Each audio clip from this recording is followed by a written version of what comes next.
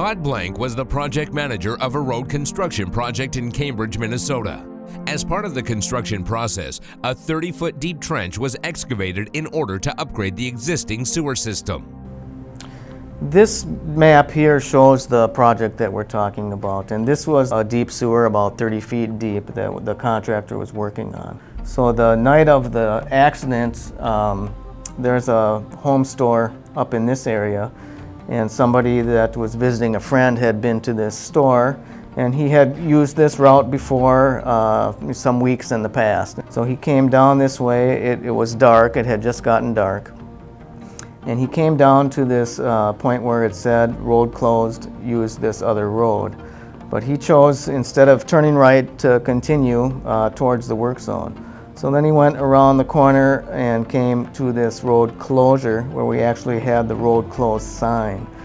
And at that point, he still did not turn right, but proceeded into the contractor's area and towards the hazardous work zone. He drove around this closure, accelerated, and was going at a pretty decent rate of speed and down and over into a 30-foot deep trench. So it's just like driving off a cliff.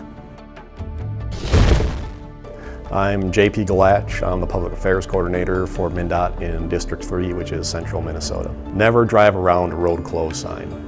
Road closed is different than lane closed. So if there's a lane closed sign, it means there's a lane open someplace. But if it's road closed, it means the whole road is closed. And that means that there is something on the other side. And by going into that area, you're bringing a risk to yourself, or you're bringing a risk to other people, or both. He had some very serious injuries, and he had to be airlifted out of that area. He ended up with a punctured lung, broken bones, a broken pelvis.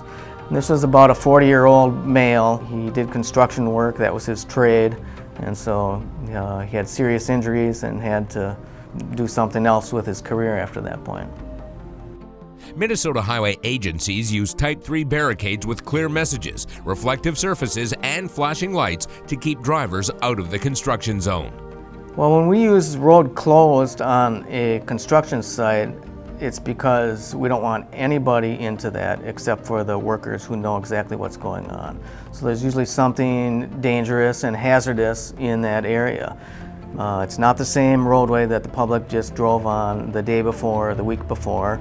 These contractors probably dug some kind of trench or hole or something that's a hazard in there. Heavy moving equipment, deep holes, the biggest risk, maybe not to the person driving the car, at least immediately, but the biggest physical risk is to the workers who are actually working on the other side of that road closed sign.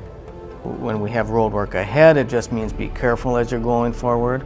And when it says road closed, I mean, that means keep out danger, and it's closed and nobody should go in there. Minnesota highway agencies work with contractors to ensure that road closed signs and other traffic control devices are used properly and installed correctly. After installation, it is the driver's responsibility to beware and be aware of road closed signs.